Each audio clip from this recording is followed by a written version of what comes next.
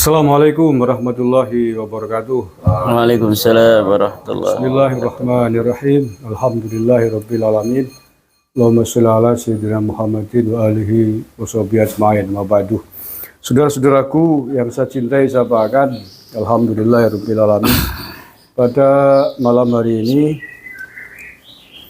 kami ke rawuhan ulama besar yang sangat populer, pasti panjenengan tidak asing. Beliau Kiai Maduddin Usman Banten. Sehat Kiai? Sehat alhamdulillah Kang Mas. Alhamdulillah. Terima kasih waktunya Kiai. Nggih, Atas sami-sami. rawuhipun panjenengan.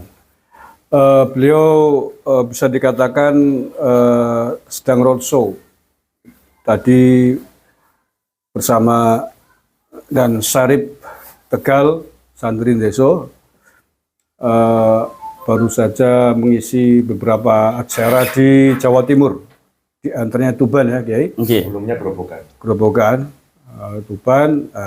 Malam ini insya Allah di Banyumas, nanti di Kutaliman, Kedung Bandeng. Nah, sebelum acara dimulai kita sempatkan dulu, kita ingin bertanya beberapa hal kepada beliau, Kiai Mat, atas isu-isu terkini terkait dengan polemik nasab Pahlawi, ya apalagi lah kalau bukan itu. Nggak apa-apa kan Kiai? Nggih. Soalnya banyak yang ingin tahu perkembangan terkininya. Di antaranya begini Kiai, ingin saya tanyakan, kemarin itu ramai beredar voice note yang katanya abah-abah siapa itu, kita nggak tahu apakah Muhyiddin Habib ataukah mungkin Habibnya, walau alam. Yang jelas dari voice note itu mencoba mengintervensi Kapolda Jawa Timur, meminta agar acaranya panjenengan dilarang di Jawa Timur untuk tidak diberi izin. Lah, faktanya saya dengar kemarin lancar sukses di Tuban. Itu sebenarnya seperti apa tuh kejadiannya Kiai? Mungkin bisa dijelaskan.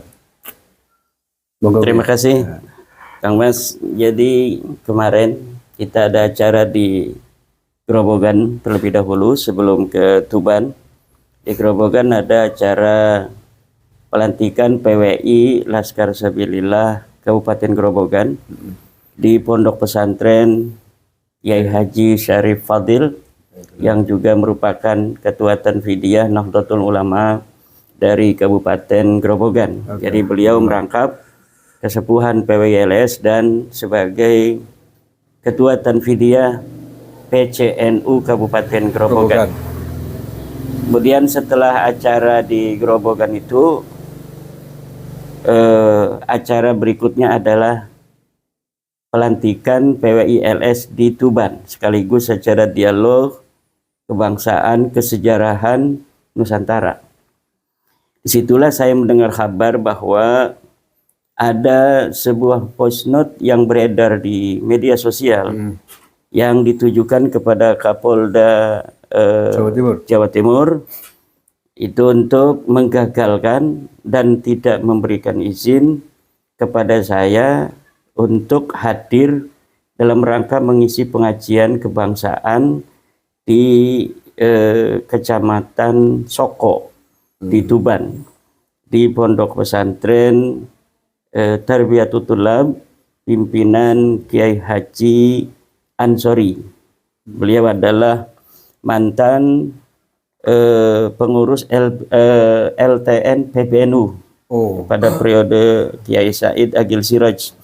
Jadi jelas beliau adalah seorang Nahdliyin, juga adalah seorang pengurus Nahdlatul Ulama pada masa Kang Said atau Abuya Said Agil Siraj. Jadi tentunya saya sebagai Nahdliyin datang ke Tuban juga ke seorang kiai yang berlatar belakang Nahdliyin, kemudian PWI Kabupaten Tuban juga kebanyakan adalah para pengurus daripada PCNU dan MWCNU yang ada di Tuban. Para kiai-kiai NU yang ada di Tuban juga sangat apresiatif terhadap adanya PWILS di Tuban yang dibentuk kemarin. Maka sangat aneh ketika misalnya sampai Ini kan sudah terjadi dan ini tidak ada masalah sebenarnya. Cuma apabila waktu itu Kapolda Jatim itu misalnya menerima usulan orang yang tidak dikenal itu, yang kelihatannya mengesankan. Dia sangat mengenal Kapolda itu. Ya. Kesannya seperti itu, walaupun bisa jadi itu hanya sebuah Sok akrab. Iya, sok akrab yang sebenarnya Kapolda juga tidak begitu mengenal suara itu. Dan saya yakin kalaupun itu sampai kepada Kapolda, Kapolda tidak akan Ya. semudah itu. Iya, semudah itu untuk bisa dikendalikan oleh golongan-golongan radikal semacam itu. Karena dari narasi bicara daripada orang yang ada di dalam voice note itu, saya dapat untuk menganalisa bahwa kalimat-kalimat seperti itu bukan dari kiai-kiai NU, Ya. bukan dari kiai-kiai Nahdliyin yang cara bicara dengan seorang petinggi dari kepolisian semacam Kapolda itu dengan bahasa-bahasa yang seakan-akan dia itu lebih tinggi daripada Kapolda, dan seakan-akan Kapolda itu bisa untuk berada di dalam kehendaknya, berada di dalam komando dia untuk begini, untuk begitu gitu.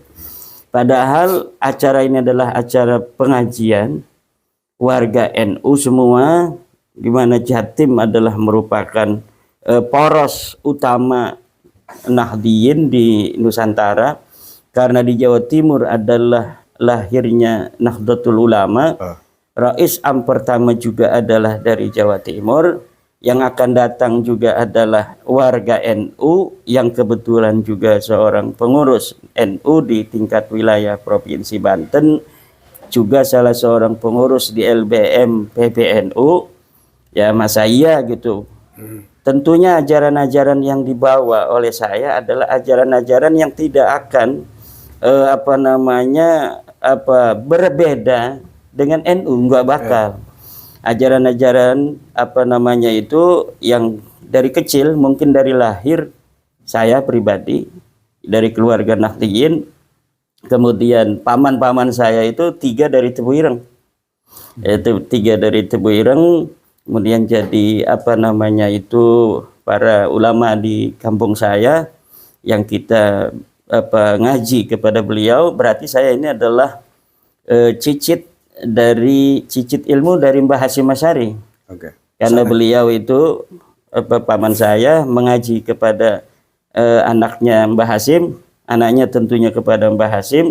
Berarti saya cicit daripada sanad Tebu Ireng, keilmuan daripada Mbah Hasyim Asy'ari, yang diambil sanad Mbah Hasyim Asy'ari itu dari berbagai macam jaringan sanad keilmuan, baik di dalam negeri di Nusantara, dari Syekh Nawawi At-Tanar Al-Bantani dan Mbah Khalil Bangkalan, juga dari jaringan Timur Tengah. Ya, jadi alhamdulillah kemarin saya kira seperti tidak ada apa-apa. Jadi di media sosial begitu banyak para YouTuber mengangkat tentang voice note itu, yang begitu sepertinya mengkhawatirkan, tetapi ternyata ya ketika kami ke sana tidak ada masalah apa-apa, bahkan aman-aman saja, lancar-lancar saja. Dijaga kan sama aparat juga, kelihatan ikut jaga. Sepertinya saya lihat tidak ada yang berseragam, karena mungkin sangat aman sekali gitu. Karena memang basisnya di situ basis warga Nahdlatul Ulama, yang datang juga adalah penceramah dari kalangan Nahdlatul Ulama, yang hadir dari kalangan Nahdlatul Ulama, dan masyarakat sekitarnya semuanya masyarakat NU. Jadi tidak ada yang dikhawatirkan. Dari voice note yang sempat nama-nama itu muncul kan bukan dari Nahdlatul Ulama garis PBNU. Jadi ada nama-nama beberapa yang disebutkan dalam voice note itu adalah mereka yang menamakan NU garis lurus. Seperti nama Ustadz Lutfi Basari dalam voice note itu muncul, Ustadz Ramli Al-Idrus. Idrus Ramli. Itu nama itu disebut. Jadi rupanya voice Iya. note itu disemangati dan ditenagai oleh usulan-usulan NU garis lurus. Iya, klaimnya Bukan begitu. dari Nahdlatul Ulama Mbah Hasyim Asy'ari. Kalau Nahdlatul Ulama Mbah Hasyim Asy'ari yang ngawal saya itu banser-banser, ya kan, acara di situ juga acara banyak yang menggunakan pakaian-pakaian NU, banser, muslimat dan lain sebagainya. Kalau sanadnya NUGL ya kita sudah bisa menyimpulkan siapa mereka lah ya, Betul. kelompok sana gitu. Ya, jadi aman, kesimpulannya aman, lancar, aman, terkendali. Aman, lancar. Di situ kita bicara tentang Nusantara, tentang nasab Ba'lawi yang lagi banyak ingin masyarakat tahu. Oh ya. Bagaimana nasab Ba'lawi, apa namanya itu, menurut kesimpulan saya. Ya saya terangkan apa adanya sesuai dengan apa yang saya baca, apa yang saya simpulkan dari berbagai macam literatur yang saya baca tentang nasab Ba'lawi, bahwa memang ini mohon maaf ya, bahwa Ba'lawi ini memang bukan keturunan Nabi, Kang Mas. Oke. Jadi kita dengan berat harus mengatakan itu dan tidak boleh bergeser dari kesimpulan ilmiah. Apa yang kita temukan, apa yang kita baca daripada kitab-kitab yang ada di zamannya, di masanya. Oke. Ya. Kemarin kan gini, kita ambil dari Buya Kiai Said Akil Siraj ya, yang terakhir di Malaysia kan menyampaikan bahwa tesisnya panjenengan sampai hari ini belum ada yang sanggup membantah satupun. Memang belum ada yang membantah ya? Ya saya kira Secara kalimat ilmiah gitu. membantah secara ilmiah itu kan sebenarnya sederhana. Kalau dalam bab nasab itu kita hanya memerlukan data. Dokumen. Nasab itu membutuhkan adanya dokumen karena nasab itu terkait dengan sejarah, sejarah itu terkait dengan dokumen. Ketika yang diaku adalah tokoh yang ada di abad ke-4, ke-5, maka harus kita cari kitab-kitab yang ada di abad ke-4, ke-5 itu apakah memverifikasi pengakuan mereka sebagai keturunan Nabi. Setelah kita cari kitab-kitabnya ada, kitab abad ke-4, ke-5, ke-6 semuanya ada, Kang Mas. Menerangkan tentang yang diakui itu kan Ahmad bin Isa. Ahmad bin Isa katanya punya anak Ubaid. Kita tinggal verifikasi di sana. Apa benar ini Ahmad bin Isa ini punya anak namanya Ubaid? Ya mohon maaf ketika kita mencari ternyata tidak ada nama Ubaid itu. Jadi Ubaid ini bukan anaknya Ahmad bin Isa. Jadi belum terbantahkan itu ya sampai hari ini? Ya bisa dibilang begitu, belum terbantahkan.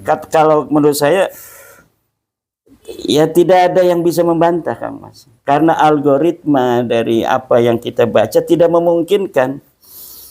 Kalau misalnya ada yang bikin palsu misalnya, Kang Mas, ini ada kitab abad ke-5 dia bikin gitu, nggak bakal sempurna, pasti akan bisa dibantah oleh banyaknya kitab-kitab yang akan mengkontradiksi daripada apa yang mereka ciptakan itu, nggak bakal bisa.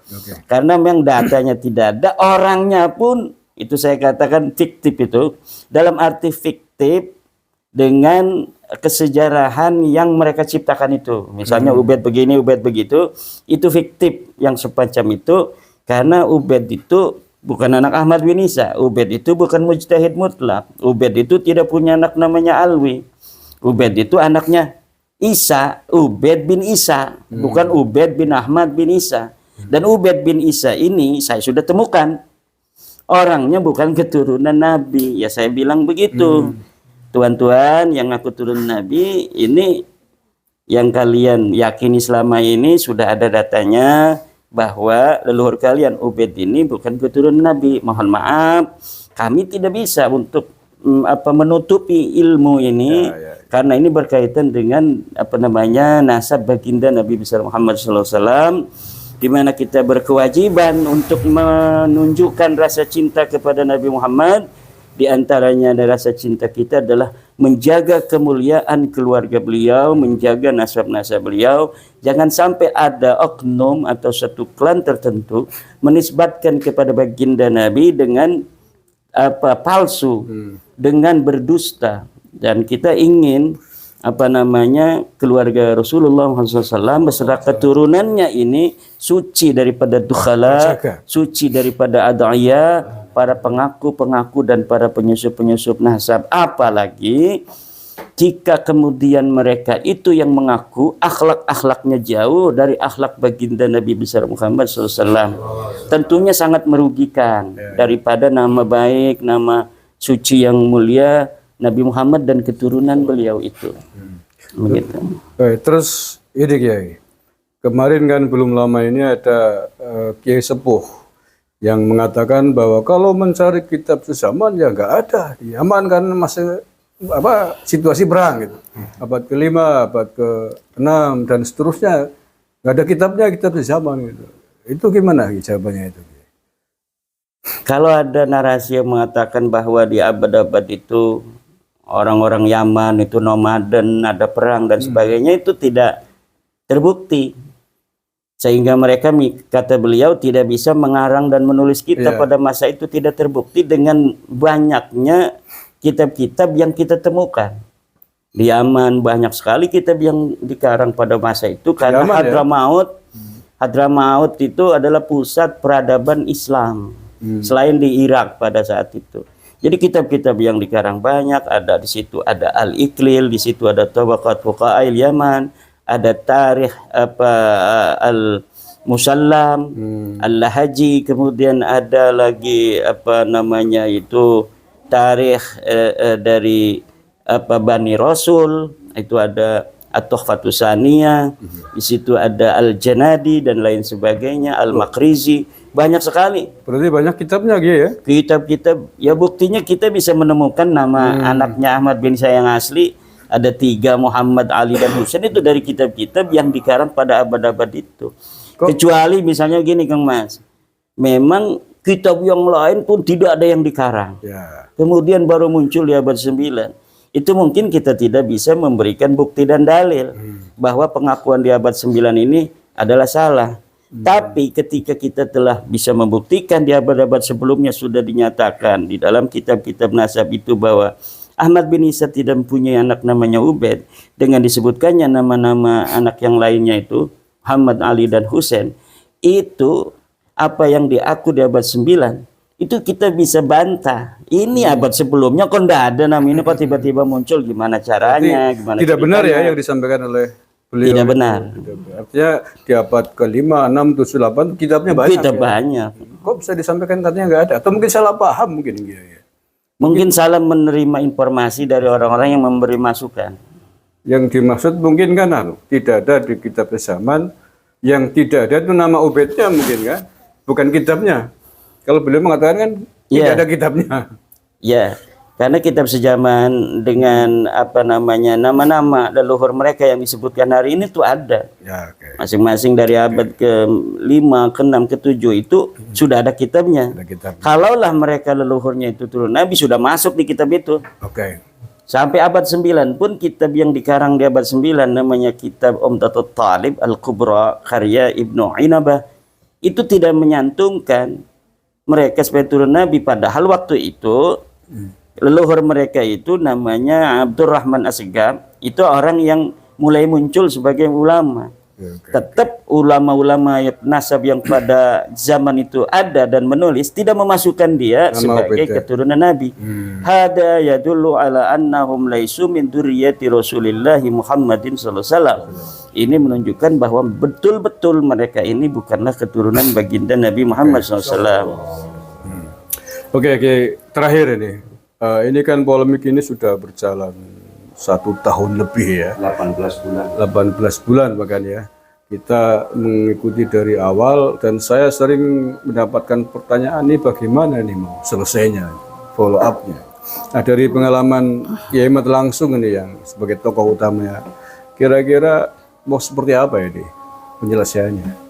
Ya, kita serahkan kepada umat Islam. Mau seperti apa? Kita sudah menunaikan tanggung jawab sebagai seorang alim ya, yang mengetahui bahwa mereka bukan turun Nabi. Selanjutnya terserah Anda. Mau ikut husnudon, mangga. Walaupun husnudon ba'da duhuril hujjati wad dalil haram. La ibrata bidzannil bayyin khata'uh. Tidak ada, tidak boleh, tidak direken adanya dzan setelah terbukti sesuatu yang didon itu salah. Yalah. Dan dzan yang selama ini ada bahwa mereka keturunan Nabi itu sudah terbukti secara ilmu nasab, ilmu sejarah, ilmu DNA. Mereka bukan turunan Nabi. Tapi kalau mau apa namanya itu menghusnudzoni itu terserah Anda, urusannya urusan Anda. Ya. Ada misal mereknya ini racun. Lah kita husnudoni aja sebagai madu ya mangga saja. Mati tanggung jawab sendiri. Mah tanggung jawab sendiri. Kita udah bilang ini racun misalnya. Enggak, ini madu ya silakan. Itu tanggung jawabnya sendiri. Yang perlu diingat adalah bahwa narasi-narasi pengakuan mereka yang kemudian diikuti oleh akhlak-akhlak yang jelek itu merugikan dan menyakiti Rasulullah Muhammad SAW. Kalau orang yang mengaku ini misalnya mengaku bohong ya, tetapi dia laganya soleh, kalau setiap ada orang ngasih uang 2 juta, ini siapa ngasih 2 juta, itu mengangkat nama Rasulullah walaupun bohong. Tapi ini bukan ngasih, dia ngaku cucu Rasul, tapi kalau ada orang, hei minta ini cucunya Rasul minta duit, ya. Duitnya Rasul itu. Nah, ini merugikan nama besar, nama baik Rasulullah SAW. Dalam Al-Quran dikatakan walladzina yuduna Rasulullah lahum adzabun alim. Siapa orang yang menyakiti Rasulullah, mereka akan mendapatkan siksa yang memedihkan. Bukan hanya bagi mereka orang-orang yang berdusta tentang nasabnya kepada Rasul, tapi juga orang-orang yang membelanya.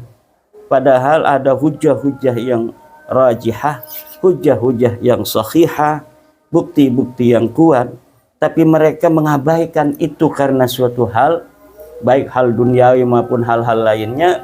Maka saya kira ini orang-orang yang akan mendapatkan daripada apa yang ada di dalam ayat itu, lahum azabun alim. Ya, ini yang kita ingin apa namanya mengajak kepada mereka yang mempunyai amanah ilmiah dari Allah Subhanahu wa taala. Mereka belajar di pesantren tentang bagaimana kebaikan, bagaimana kebenaran, cara membaca kitab kuning. Tinggal dibaca aja kitabnya. Kemudian kosongkan perasaan kita dari segala apapun yang terkait selain dengan ilmu itu.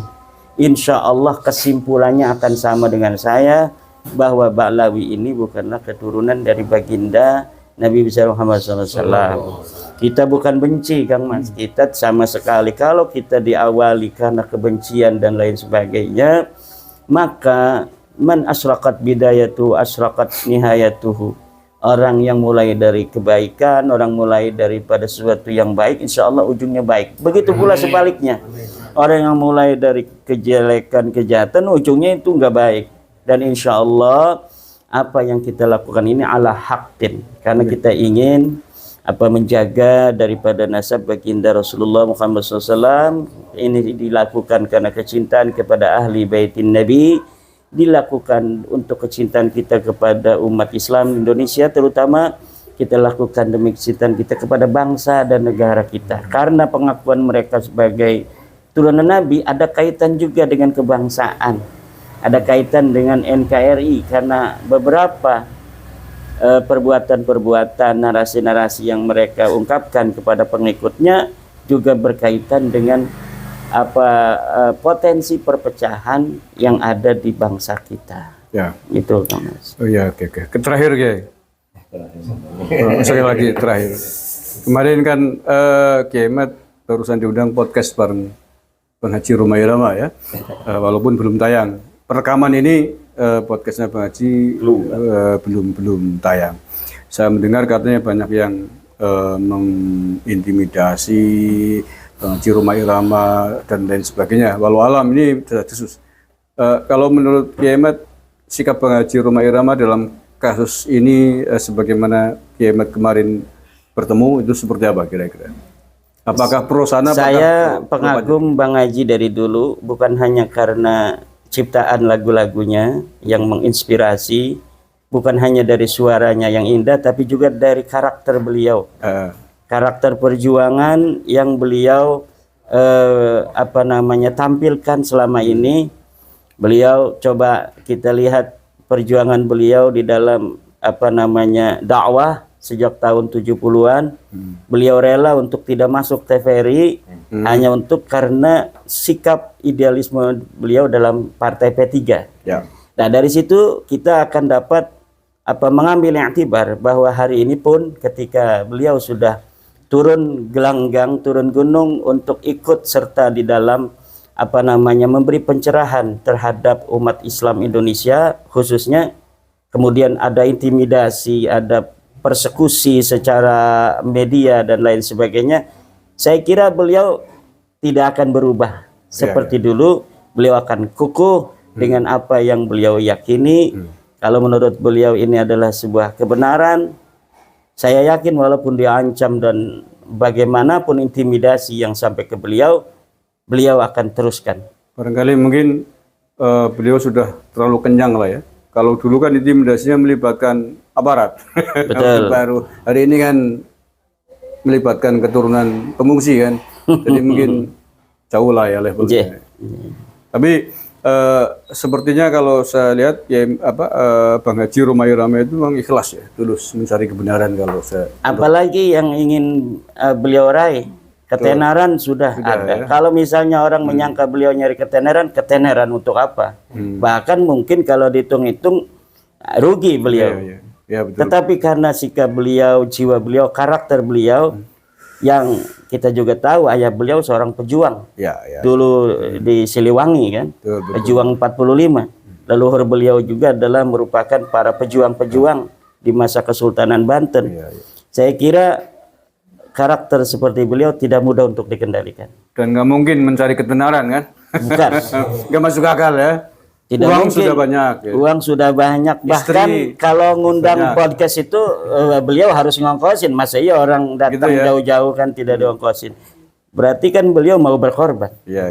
Dilihat dari situ saja kita akan bisa melihat arah daripada usaha-usaha para Ba'lawi atau muhibinnya ini untuk mempengaruhi Bang Haji ini tidak, menurut saya ya, saya bisa salah, tetapi saya kira tidak. Menurut saya bahwa beliau tidak akan bergeser dari apa yang beliau yakini. Dan saya kira beda level ya. Saya kira followernya Bang Haji itu jauh lebih banyak daripada followernya. Ini kalau kita lihat serangan-serangan kepada beliau, ini kalau Porsa sudah turun yang jumlahnya puluhan juta, luar biasa itu. Jadi salah sasaran saya kira kalau mengintimidasi. Betul. Bukan levelnya. Oke, ya, terima kasih atas bincang-bincangnya pada malam hari ini. Terima kasih Kang Mas. Mudah-mudahan perjuangan kita mendapatkan ridho dari Allah. Amin. Ya Rabbal Alamin. Terima kasih saudara-saudaraku sebangsa dan air. Ini waktunya sudah malam. Sebentar lagi kita akan meluncur ke Kutaliman, Kedung Badeng untuk acara pengajian di sana. Terima kasih dan kurang lebihnya mohon maaf. Assalamualaikum warahmatullahi wabarakatuh. Waalaikumsalam warahmatullahi wabarakatuh.